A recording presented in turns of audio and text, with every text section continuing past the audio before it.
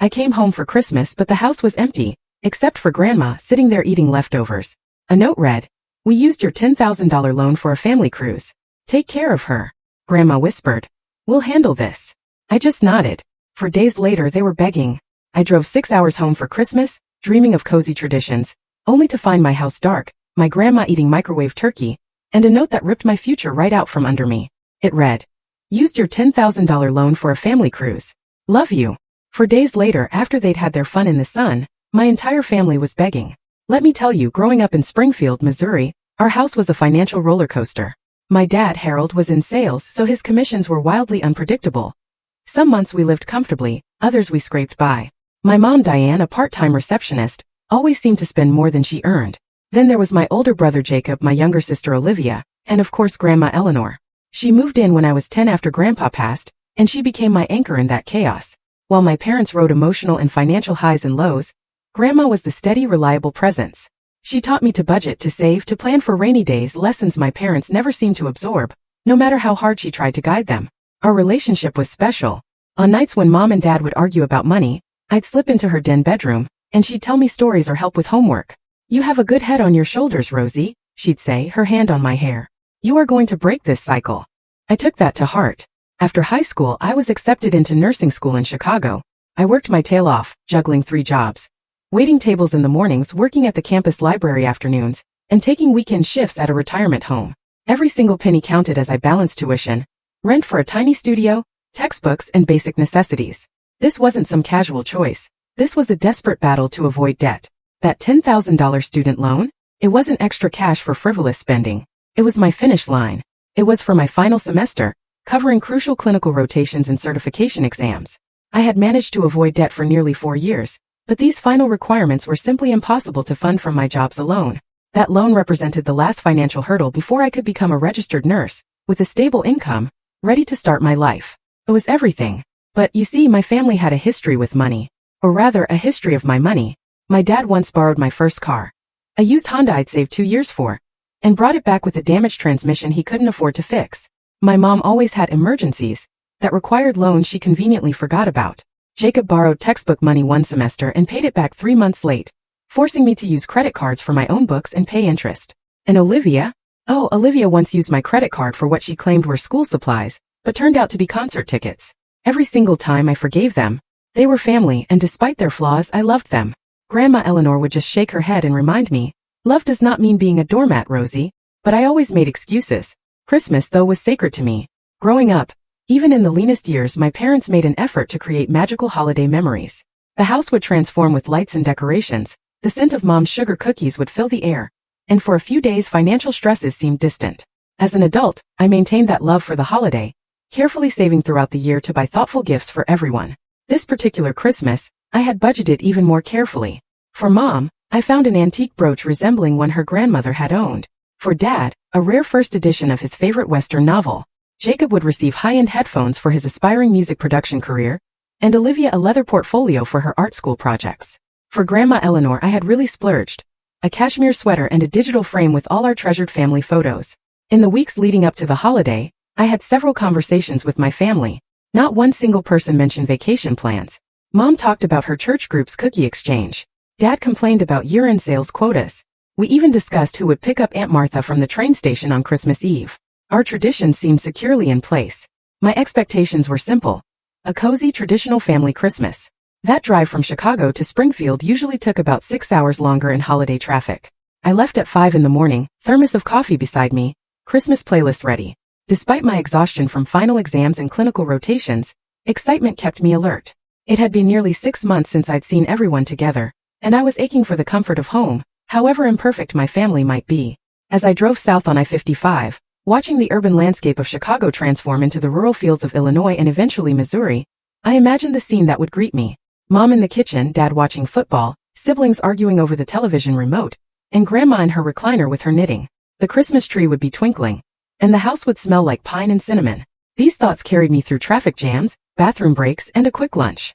By the time I reached the familiar streets of my hometown, the winter sun was already beginning to set, casting long shadows across the snow-dusted yards of my childhood neighborhood.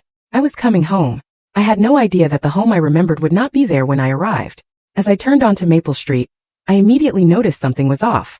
The Hendersons across from us had their usual over-the-top light display, and the Patels next door had outlined their porch with twinkling icicle lights. But our house stood dark. No illuminated reindeer on the lawn, no wreath on the door, no colorful lights framing the windows. I checked the date on my phone, confirming it was indeed December 23rd, when our decorations should have been up for weeks. There were fewer cars than expected, too. Just Dad's old Buick in the driveway, when I expected to see Mom's SUV, Jacob's beaten-up Corolla, and possibly Olivia's boyfriend's truck. A cold knot formed in my stomach as I pulled in behind the Buick, my arms full of gift bags and suitcases. I made my way up the front walk, noticing the uncleared light dusting of snow. Unusual since Dad was meticulous about shoveling. I balanced packages precariously as I opened the front door. "Hello, I'm home," I called out, stepping into an undecorated living room. No tree in the corner, no garland on the staircase, no nativity scene on the mantel. The house had the slightly stale smell of being closed up, with a faint undercurrent of microwave food. "In the kitchen, dear," came Grandma Eleanor's voice, the only familiar element in this unexpectedly alien homecoming. I dropped my bags in the hallway and followed her voice, finding her at the kitchen table with a plate of microwave turkey and stuffing. She wore her everyday house dress rather than one of her special holiday outfits. "Grandma, where is everyone? What happened to the decorations?" I asked, the knot in my stomach tightening into a rock. Her face, lined with 82 years of life experience, held an expression I couldn't quite read. Somewhere between embarrassment and anger. "Oh, Rosie, I'm so sorry you came home to this. They left yesterday." "Left? What do you mean left? Where did they go?" She gestured with her fork toward the refrigerator. "See for yourself." There, stuck under a souvenir magnet from Branson, was a note in my mother's distinctive handwriting, complete with her signature flower doodles in the margin. I pulled it off and read, "Rosie, sweetie, last-minute amazing deal on a Caribbean cruise. Couldn't pass it up. Used your loan money. Hope you don't mind. Consider it our family Christmas gift. Taking care of bills when we return. Grandma couldn't manage the trip with her mobility issues. So please take care of her. Back in 4 days. Love you bunches. Mom, Dad, Jake, and Liv, hugs and kisses." I read it twice, then 3 times, certain I had misunderstood. The casual tone, the hearts dotting the I's. As if borrowing $10,000 without a word was like borrowing a sweater. I couldn't even finish the sentence. "Left yesterday afternoon," Grandma supplied, her voice tight.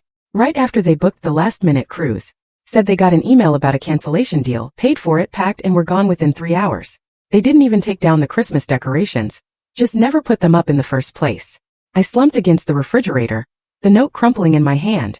"But my loan money, that was for my final semester. For my clinicals and certification.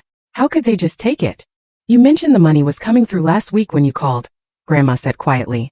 "Diane asked if you were still using the joint account your parents set up when you first went to college." The realization hit me like a physical blow. The account had been opened when I was 18, with my parents as co-signatories for emergencies. I had never gotten around to removing them, using the account mainly for my student loans and larger expenses, while my daily spending came from a separate personal account. "They can't just take it," I said, but even as the words left my mouth I knew they could, and they had. My phone buzzed with a notification. With numb fingers, I opened it to find I had been tagged in a family photo on social media. There they were, all 4 of them, standing on a cruise ship deck, wearing leis and holding tropical drinks. Surprise Christmas vacation. So blessed. Read my mother's caption posted just 30 minutes earlier. "They didn't even take you," I said to Grandma, the betrayal deepening as I looked at her frail form at the kitchen table. "Doctor said my hip wouldn't handle the ship, and they didn't want to cancel their fun," she replied with a bitter smile that held no humor. "Your father said they'd bring me a souvenir." I felt physically ill, a wave of nausea washing over me as the implications fully registered. My legs felt weak, and I grabbed the counter to steady myself. "Rosie, sit down before you fall down," Grandma ordered, suddenly all business. I obeyed automatically, dropping into a kitchen chair. "They stole from me," I whispered, still unable to fully process it. "My own family stole from me." "Yes, they did," Grandma agreed, no sugarcoating in her tone. To my surprise, she looked angry rather than defensive of her son and his family. "And we are going to deal with it." I barely heard her. My mind was racing through consequences. Without that money, I couldn't register for my final clinical rotations. Without clinicals, I couldn't graduate. Without graduation, no nursing license. 4 years of brutally hard work and sacrifice derailed by my family's impulsive vacation. "I need to see if they really took it all," I said, pulling out my phone with shaking hands. A few taps confirmed my worst fears.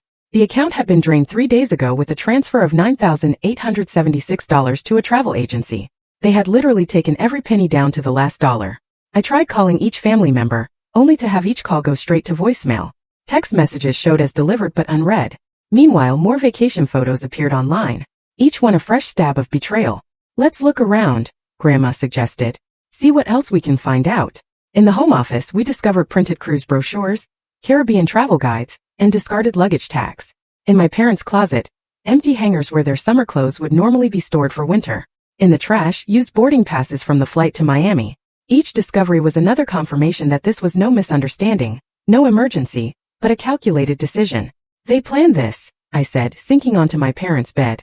Maybe not long-term, but once they saw the cruise deal, they deliberately used my money. Grandma sat beside me, her small hand covering mine. Your father has always wanted what he wants when he wants it, she said softly. I failed him as a mother in that way. I should have taught him better. I shook my head, too numb to even cry yet. This is not your fault, Grandma. Perhaps not entirely, she conceded. But what matters now is what we do next. What we did next was call the financial aid office at my nursing school, only to get a cheerful holiday voicemail stating they would return on January 3rd. I called my academic advisor with the same result. By then, reality had fully sunk in, and so had the first wave of desperate panic. I can't afford another loan, I said, pacing the kitchen while Grandma watched with concern. I maxed out my eligibility with this one. Without this money, I can't finish school. You will finish, Grandma said firmly. We will figure this out. But in that moment, with evidence of my family's betrayal surrounding me and my carefully constructed future suddenly in jeopardy, I couldn't see how. I carried my suitcases and the bags of now meaningless gifts to my childhood bedroom, which remained exactly as I had left it when I moved to Chicago 4 years ago. Posters of nursing pioneers on the walls, bookshelves lined with science textbooks and medical journals, and the corkboard still pinned with acceptance letters and scholarship offers from my senior year of high school. Sitting on the edge of my twin bed, surrounded by the relics of a younger, more trusting version of myself, I finally broke down. The tears came in great heaving sobs that seemed to rise from the very center of my being. I cried for the betrayal, for the careless way my family had jeopardized my future, for the years of hard work now at risk, and for the devastating realization that the people who should protect me the most had instead chosen to harm me for their temporary pleasure. A soft knock came at the door, and Grandma Eleanor entered, carrying a steaming mug of chamomile tea, her own remedy for all of life's troubles.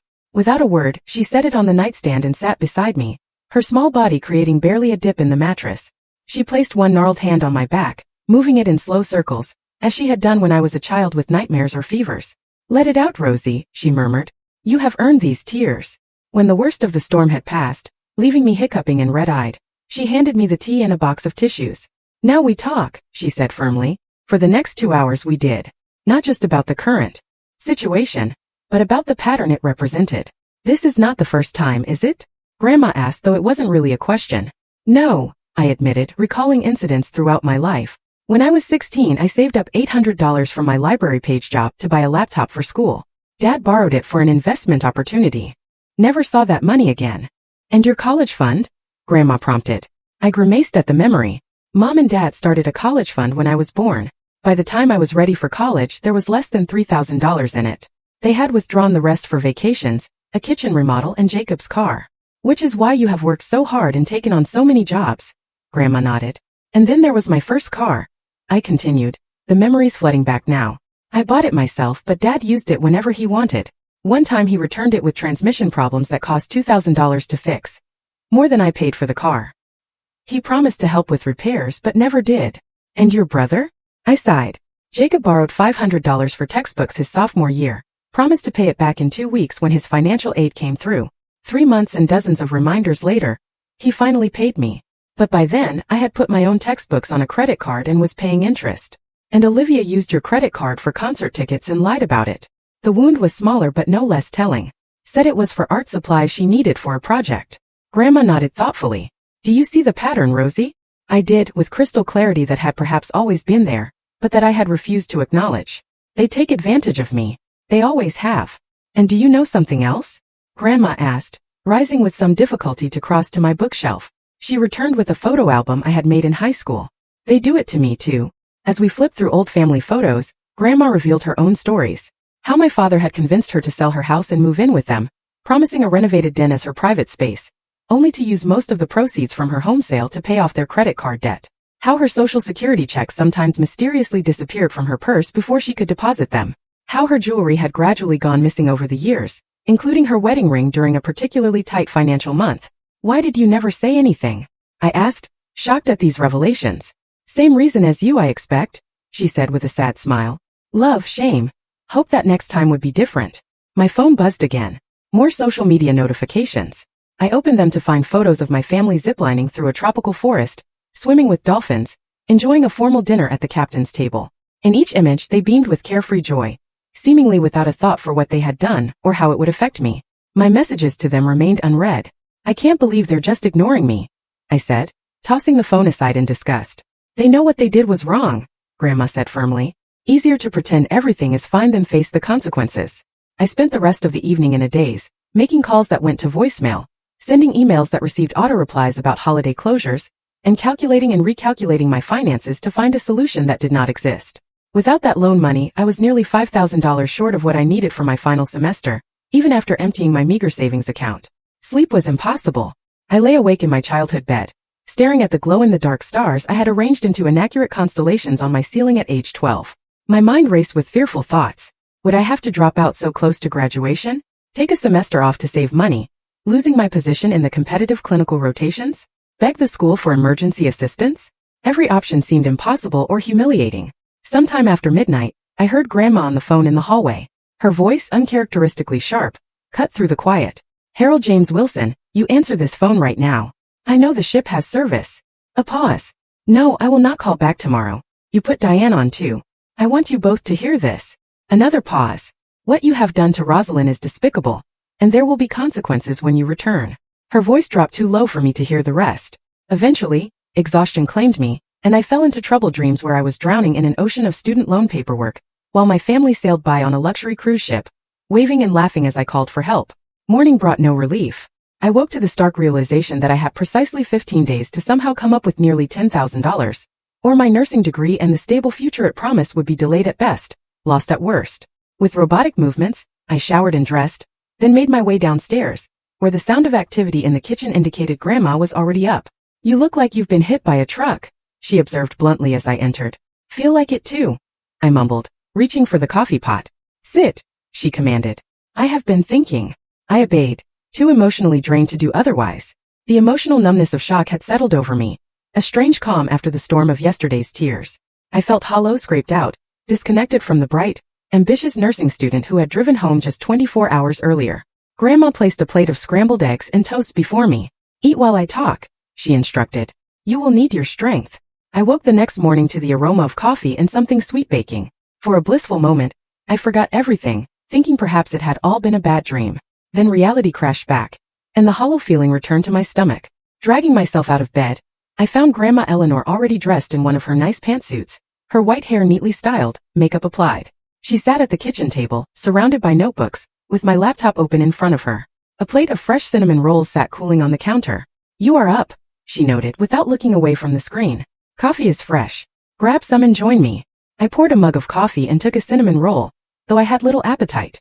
You seem energized, I commented, taking in her unusual morning efficiency. I am, she confirmed, finally looking up. Her eyes behind her reading glasses were clear and determined. I was up at 5. Planning? Planning what? Operation Consequence, she replied with grim satisfaction, turning the laptop toward me. To my surprise, she had created a detailed spreadsheet with multiple tabs. I know this comes as a shock, but your grandmother is not entirely technologically inept. I have been taking classes at the community center for years. I can see that, I said, impressed despite my emotional exhaustion. What is all this? This, my dear, is how we are going to fix the mess your family created. She pointed to the screen. First tab is financial options. Second is legal considerations. Third is a timeline of action items. Fourth is a list of resources and contacts. I blinked at her efficiency. Grandma, I appreciate this, but I'm not sure there is a solution. I've called everyone I can think of, and with the holidays, there is always a solution, she interrupted firmly. It may not be easy or comfortable, but there is always a way forward. She proceeded to outline her strategy. First, she revealed that she had a modest savings account she had kept secret from my parents. Not a fortune, mind you, she clarified, but enough to temporarily cover your tuition needs if we cannot recover the money in time. Grandma, no, I protested immediately. That is your retirement money. I cannot take that. You are not taking it, she corrected. I am lending it to you with proper documentation, and your family will be repaying me every penny with interest. The steel in her voice made it clear this was non-negotiable. Besides, she continued more gently, What good is saving for my future if I cannot help secure yours? You are the only one in this family who has shown real responsibility and ambition. My investment in you is the safest one I could make. Tears threatened again, but of a different kind. I don't know what to say. Say you will stop being a doormat, she replied bluntly. Love without limits creates monsters, Rosie. I learned that too late with your father. You have a chance to learn it now. Over the next hour, she shared her own story in more detail than I had ever heard before. How she had enabled my father's poor financial habits from childhood, giving in to his demands and tantrums, making excuses for his irresponsibility, cleaning up his messes. How my grandfather had warned her they were creating an entitled adult, but she had not listened. How she had watched the pattern repeat with my siblings. Your mother is no better, she added. Diane has champagne tastes on a beer budget. Always has. They enable each other's worst tendencies. But what can we do now? I asked. Even if we secure my tuition, they still took my money. That brings us to phase 2, Grandma said, flipping to another spreadsheet tab. Practical consequences. Her plan was comprehensive. We discovered that in their hasty departure, my family had left numerous loose ends. They had taken all house keys but not changed the security code. They had left the refrigerator nearly empty, several bills unpaid on the counter, and no arrangements for mail collection or other household matters. They assumed you would handle everything, Grandma observed, as you always have. Her Operation Consequence plan addressed all of this and more. She had researched the legal implications of unauthorized use of student loan money. She had called the cruise line customer service that morning, pretending to be my mother, and confirmed the return arrangements. She had contacted her friend Terry, a retired attorney, for advice on drafting a repayment agreement. We need to be ready when they return, she explained. No emotional scenes, no accusations they can dismiss. Just calm, firm consequences with no wiggle room. The plan unfolded with military precision. First, a call to a locksmith to change all exterior locks on the house. They took the keys but left us behind, Grandma reasoned. Clearly, they forfeit entry privileges without our approval. Next, a careful inventory of valuable items in the house to secure. Not that I think they would sell family heirlooms, Grandma said, but better safe than sorry given their current behavior. She had already begun documenting everything with photographs, including the empty student loan account, the cruise social media posts, and the note they had left. Rosie, she said seriously as we reviewed her plans, the most important thing is that you are prepared to hold firm. They will cry, they will yell, they will try to make you feel guilty. They will say you are overreacting or that it was just a misunderstanding. They will promise to pay you back someday when it is convenient for them. I nodded, knowing she was right. And you need to be ready to say no. To say that their behavior has consequences, and those consequences are immediate and non-negotiable. What if I cannot? I whispered, voicing my deepest fear. What if I give in like I always do? Grandma took my hands in hers, her paper-thin skin covering surprisingly strong fingers. You can and you will, because this time you are not alone. I will be right beside you, and I have 82 years of practice at being stubborn. That made me smile, if only faintly. Besides, she added with a twinkle in her eye, I have backup. That backup, it turned out, was an impressive network of Eleanor's friends. Terry, the retired lawyer, was helping draft a legally binding repayment agreement. Martin, a retired locksmith, offered discounted services to change the locks. Her bridge club friends volunteered to be present during the confrontation as witnesses and moral support. Elderly does not mean powerless, she informed me with dignity. With renewed purpose, I joined her in implementing the plan. I called my school's financial aid emergency line, and though they couldn't process anything until after the holiday, I documented the situation for when offices reopened. I secured our important documents in a safe deposit box at Grandma's bank. I helped move particularly valuable or sentimental items to Eleanor's sister's house nearby. By evening, we had changed the locks, secured the valuables, documented the financial theft with bank statements and screenshots, and begun drafting the repayment agreement with Terry's guidance. Now for the most difficult part, Grandma said as we sat down to a simple dinner. Emotional preparation. She was right. The practical tasks had been straightforward, but the thought of confronting my family, of standing firm against their manipulations and guilt trips, filled me with anxiety. They will say I am being selfish, I said, pushing food around my plate. That they deserve a vacation after working so hard, that I am making a big deal out of nothing. And what will you say? Grandma prompted. I took a deep breath. That taking my money without permission was wrong. That actions have consequences. That I need the money back immediately or a signed agreement for repayment. And if they refuse? The question hung in the air. What would I do if they refused? The answer came more easily than I expected. Then I will file a police report for theft and contact the school to report fraudulent use of student loan funds. Grandma nodded approvingly. It will not come to that. They are irresponsible, not stupid, but they need to know you are serious. I am serious, I said, surprising myself with the firmness in my voice. This is my future. This is my life. I have worked too hard to let them take it away for a vacation. That is my girl, Grandma said with a proud smile. Now let us practice what you will say when they try to make you feel guilty. We spent the evening role-playing different scenarios. Grandma, displaying unexpected acting talent, took turns playing my father's blustering authority, my mother's tearful manipulations, and my siblings' varied approaches to deflecting responsibility. With each practice round, my responses grew more confident, my resolve stronger. By the time we went to bed that night, I felt prepared in a way I never had before for a confrontation with my family. Remember, Grandma said, as we parted for the night, you are not just doing this for yourself, you are doing it for them too. Real love means setting boundaries. Without consequences, they will never change. As I lay in bed that night, I reflected on how much had changed in just 2 days. I had arrived home excited for a family Christmas and discovered betrayal instead. But I had also discovered a strength in myself I had not known existed and an ally in Grandma Eleanor I had always taken for granted. Tomorrow would bring more preparations. The day after, my family would return, and nothing would ever be the same again. Day 1 of our plan dawned cold and clear. Grandma and I ate breakfast early, reviewing our timeline over coffee and toast. The locksmith will be here at 9 o'clock, she reminded me, checking her neatly written schedule. Martin is giving us his first appointment of the day. And Terry is coming at 11 o'clock to finalize the repayment agreement, I added, feeling a strange calm replace yesterday's anxiety. Having a concrete plan made everything seem more manageable. Martin arrived promptly, a spry man in his 70s with calloused hands and sharp eyes. Eleanor filled me in, he said as I showed him the doors. Terrible thing, family taking advantage like that. Happened to my nephew too. In just under 2 hours, he had changed all the exterior locks and installed a new electronic keypad on the front door that could be reprogrammed as needed. Temporary code for now, he explained, showing me how to change it. After your family makes amends, you can decide who gets permanent access. The symbolism was not lost on me.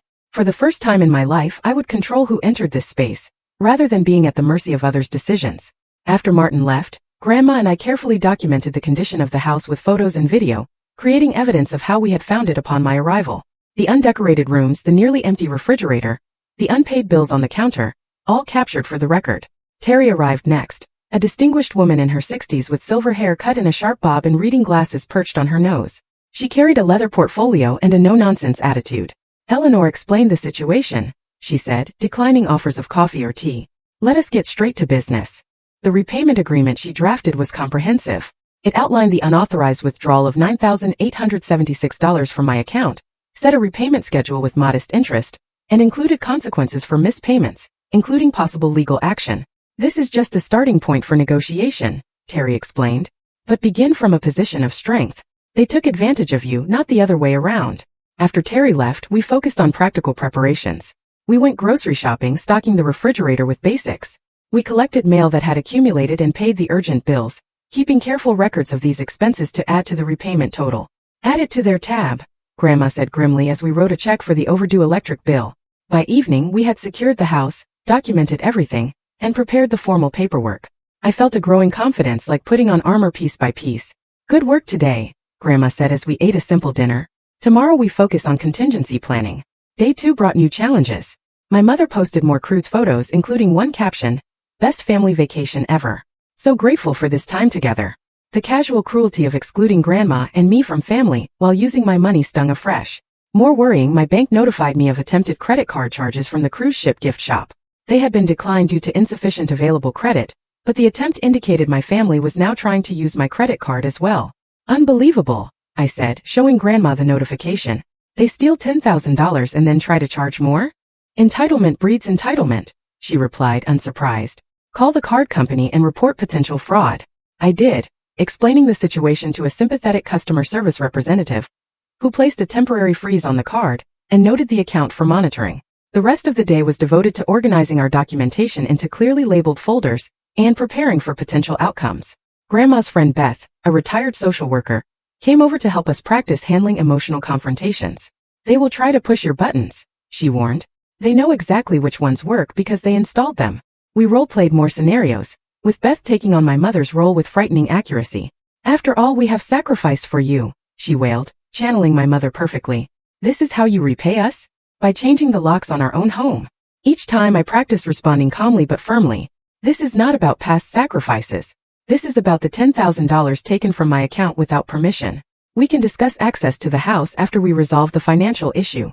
By evening, I felt emotionally stronger, though anxiety still churned beneath the surface.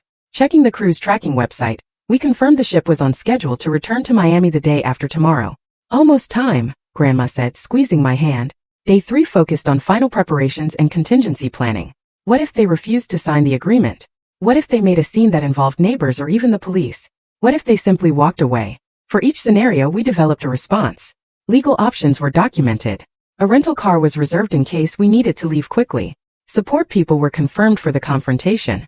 Remember, Grandma said as we reviewed everything one last time, we are not doing this to punish them. We are doing this to establish boundaries and consequences. I nodded, though part of me did want to punish them, for their casual betrayal, for the thoughtless way they had risked my future for their pleasure, for leaving Grandma behind without proper care. That evening, a text finally arrived from my mother.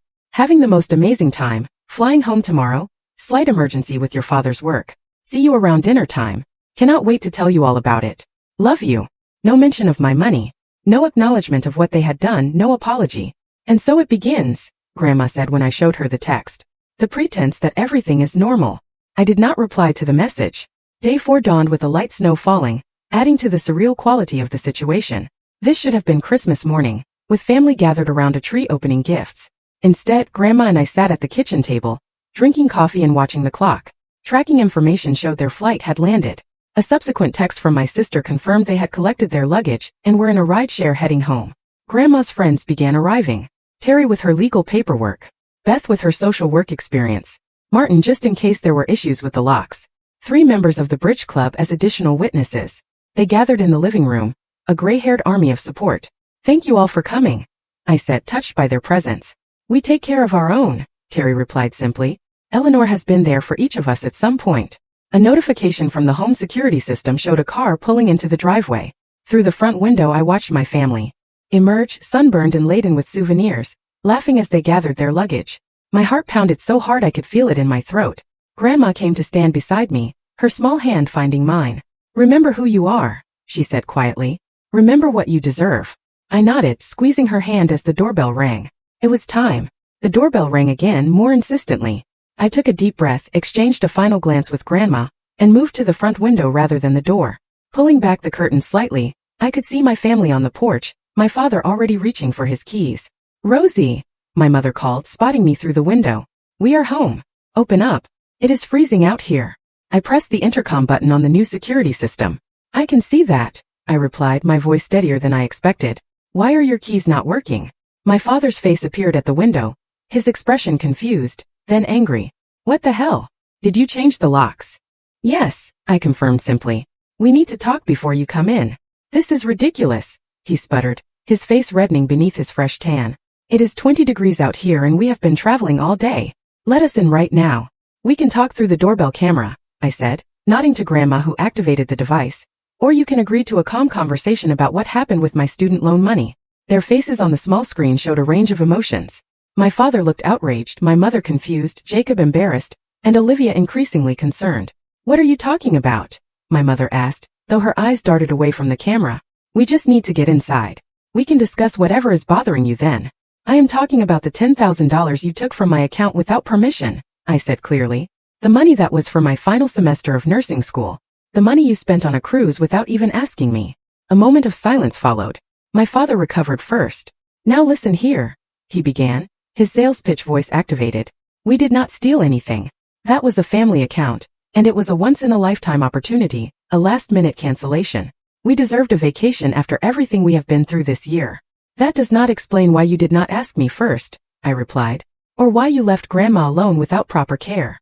Mom was fine, my mother interjected quickly, and we were going to pay you back, of course. We just needed to enjoy the holidays first. With my money, I added, money I needed for school. My mother's expression turned pleading. Sweetie, you are making this into something it is not. We are family. We share things. Now please let us in before we freeze. Grandma stepped up beside me. There will be conditions for entry, she announced firmly. My father's face darkened further. Mom, you are behind this. This is between us and Rosalind. You left me here too, Harold, Grandma reminded him. With no discussion, no proper arrangements, just a note telling Rosalind to take care of me as if I am a houseplant. We knew Rosie would be here, my mother said defensively, and the ship was not accessible for someone with your mobility issues. Convenient, Grandma replied dryly. My siblings had remained largely silent during this exchange, but now Jacob stepped forward. This is stupid. It is our house too. You cannot keep us out. Actually, we can, I replied. And we will, until we have discussed the repayment of my money. Repayment? My mother echoed, as if the concept was entirely new. Honey, of course we will pay you back eventually. When things settle down. When? I pressed. How? With what money? The uncomfortable shifting and avoided gazes told me everything. There was no plan. There never had been. Here is what is going to happen, I said, channeling Grandma's calm authority. We have prepared a repayment agreement. You will review and sign it. Then we can discuss entry to the house. This is insane, my father exploded. You cannot treat your family like this. After everything we have done for you. Something inside me hardened at his words. What exactly have you done for me, Dad? Taken my college fund? Borrowed my car and returned it broken? Used my student loan for a vacation while I worked 3 jobs to put myself through school? His mouth opened and closed, but no words came out. By now, a few neighbors had noticed the commotion. The Patels next door were openly watching from their driveway, and the Henderson children had pressed their faces to their living room window. Perhaps we should continue this conversation more privately, my mother suggested, her social embarrassment overriding everything else. I agree, I said. There is a coffee shop 3 blocks away. We can meet there in 15 minutes to discuss the agreement. In this weather? With all our luggage? My father protested. Your choice, I replied with a shrug. Public discussion on the porch with the neighbors watching? Or private discussion at the coffee shop? They huddled together, whispering urgently. Finally, my mother turned back to the camera. Fine, the coffee shop. But only you, Rosalind, not your grandmother's friends. She had spotted Terry through the window, recognizing her as a local attorney. Non-negotiable, I replied. Terry comes with me, as does Grandma. The others will wait here. More whispers, then reluctant agreement. They trudged back to their rideshare, which thankfully had waited. 15 minutes later, we sat in the back corner of Magnolia Coffee, a small local shop decorated for Christmas with twinkling lights and pine garlands. The contrast between the festive atmosphere and our tense faces could not have been starker. Terry placed a folder on the table between us. This is a legally binding repayment agreement, she explained in her crisp, professional voice. It outlines the unauthorized withdrawal of $9,876 from Rosalind's account and establishes a schedule for repayment. My father did not even reach for it. This is ridiculous. We do not need lawyers and contracts. We are family. Family does not steal from family, Grandma replied simply. We did not steal, my mother insisted, her voice rising enough that a barista glanced our way. She lowered it quickly. It was a misunderstanding. What part was misunderstood? I asked quietly. The part where you knew it was my student loan money? The part where you did not ask permission?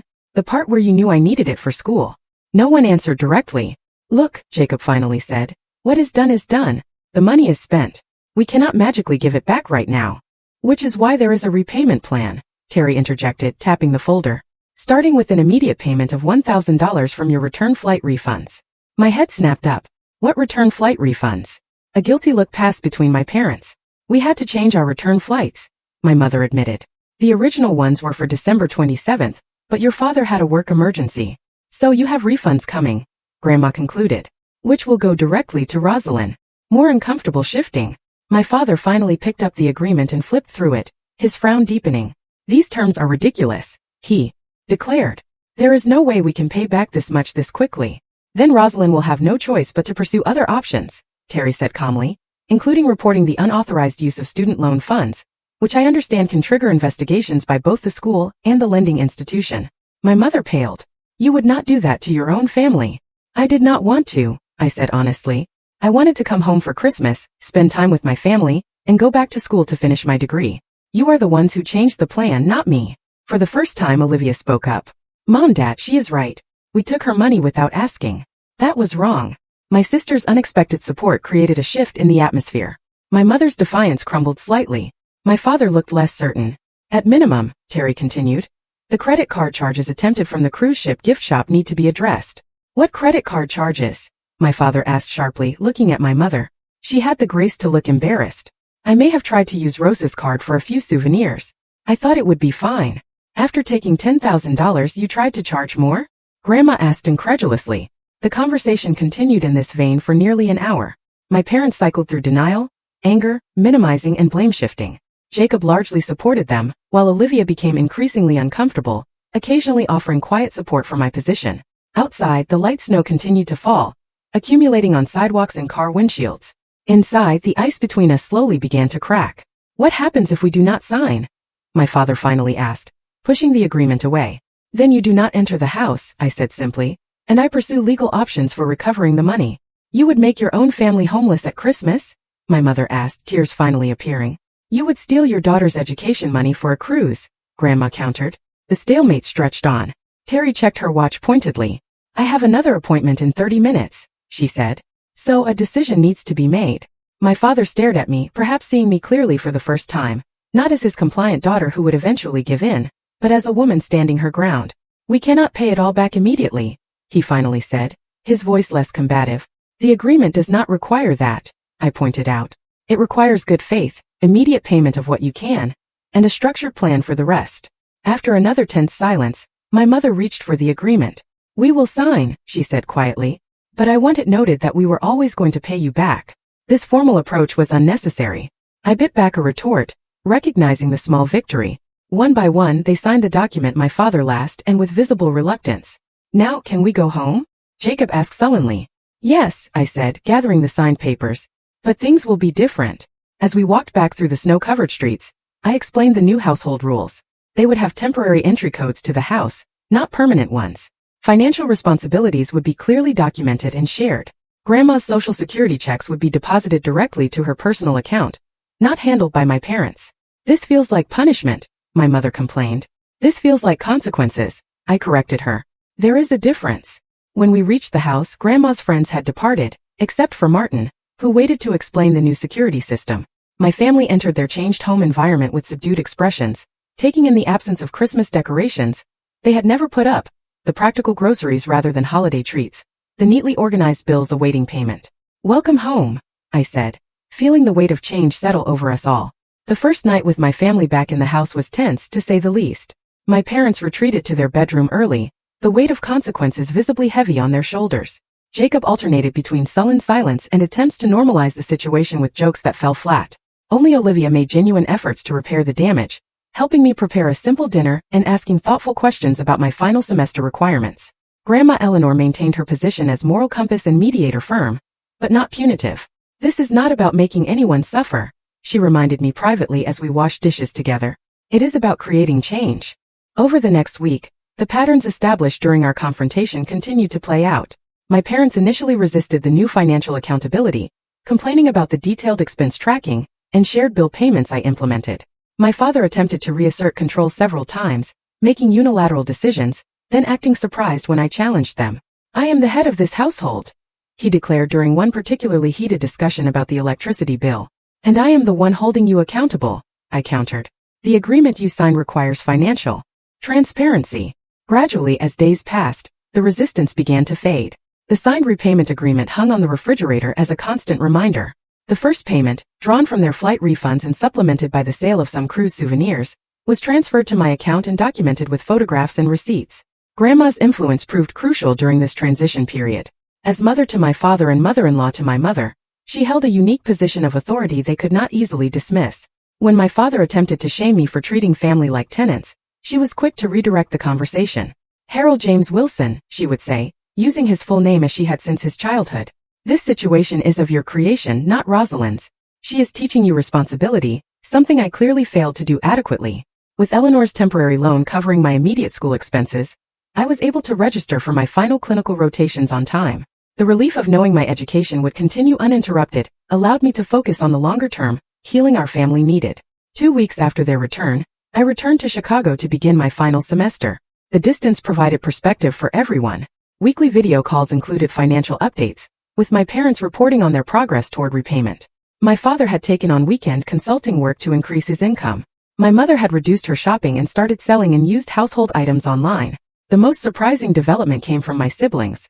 Jacob, after initial resistance, seemed to undergo a transformation.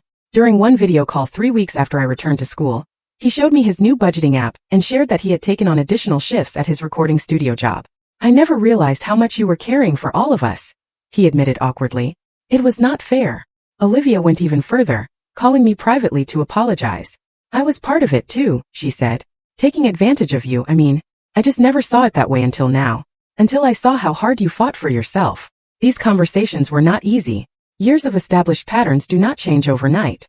There were setbacks like when my mother borrowed from the repayment fund for a department store sale, or when my father questioned whether full repayment was really necessary given that I was doing fine with my clinical rotations. Each time I held firm to the boundaries we had established. Each time it became a little easier to do so. Grandma Eleanor, true to her word, moved part-time to Chicago after I graduated, renting a small apartment near my new job at Northwestern Memorial Hospital. Her presence helped me maintain my newfound strength and provided a buffer, as my relationship with my parents slowly healed on more equal footing. The following Christmas was dramatically different. Instead of elaborate gift exchanges funded by credit card debt, we agreed on modest, thoughtful presents.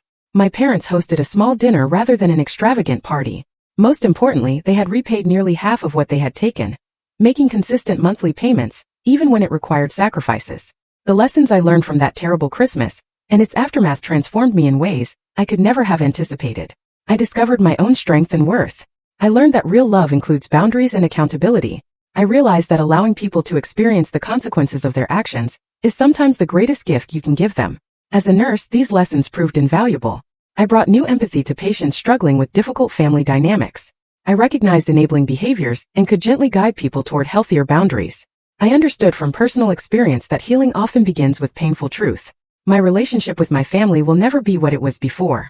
The blind trust is gone, replaced by something more cautious, but ultimately more genuine. My parents still struggle with financial responsibility, but now they do so openly, asking for guidance rather than taking advantage. My siblings have become allies rather than competitors for resources.